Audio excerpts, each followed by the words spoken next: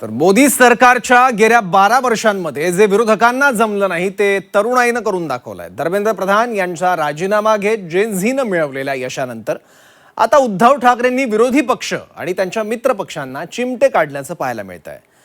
संजय राऊतांनी घेतलेल्या महामुलाखतीत ठाकरेंनी विरोधी पक्षांच्या भविष्यावर भाष्य करत नवे संकेत दिले आहेत। पाहूयात।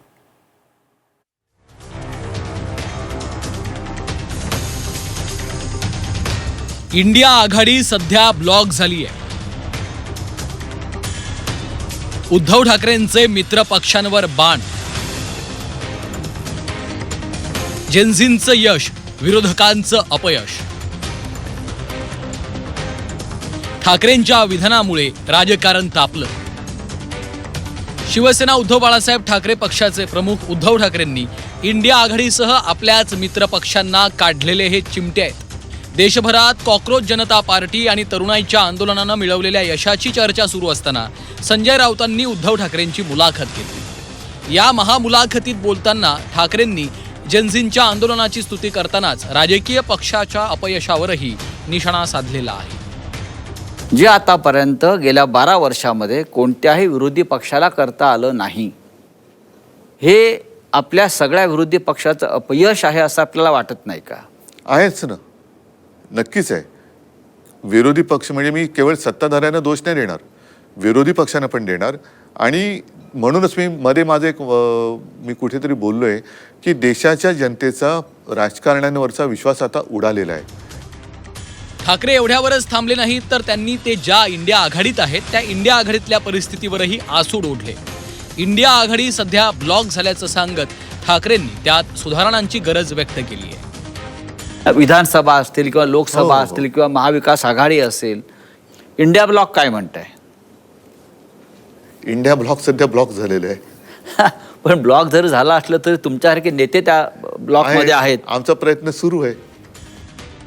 ठाकरेंनी आपल्याच मित्र पक्षांचे कान टोचल्यानंतर सत्ताधाऱ्यांची टीकेची संधी सोडली नाही। त्यामुळेच पुन्हा एकदा ठाकरेंची शिवसेना विरुद्ध महायुती असा सामना रंगल्याचं चित्र आहे। हा, तो आता ब्लॉक काढण्याचा प्रयत्न आमच्याकडनं सुरू आहे। बायपास होणार की स्टेट नाही, ब्लॉक आता उद्धवजी तिथे गेले, त्यांनी केजरीवालशी चर्चा केली, सन्मान्य केजरीवाल साहेबांशी चर्चा केली, राहुल गांधीशी दूरध्वनीवर प्रदीर्घ चर्चा झाली। जवळजवळ 35 मिनिटं ते राहुल गांधीशी दूरध्वनीवरती बोलले। हां, आणि इतर नेत्यांशी सुद्धा त्यांनी चर्चा केली। हा जो ब्लॉक आहे, तुम्ही म्हणता ब्लॉक झाला आहे, तो ब्लॉक आता तोडण्याचे प्रयत्न सुरू आहेत। ही आघाडी गेल्या लोकसभेच्या नंतरच ब्लॉक झालेली आहे। त्यांच्यात कुठेही एक वाक्यता नाहीये। तुम्ही जर आता पाहिलं असेल, दिल्लीला झालेलं जंतर मंतरचं आंदोलन, त्याच्यामध्ये सुद्धा हे सगळेजण आपापल्या पद्धतीने राजकीय फायदा कसा उचलायचा याच्यासाठी यांच्या वेगवेगळ्या स्पर्धा लागलेल्या आपल्याला पाहायला मिळाल्या। कुणातही एक वाक्यता नव्हती।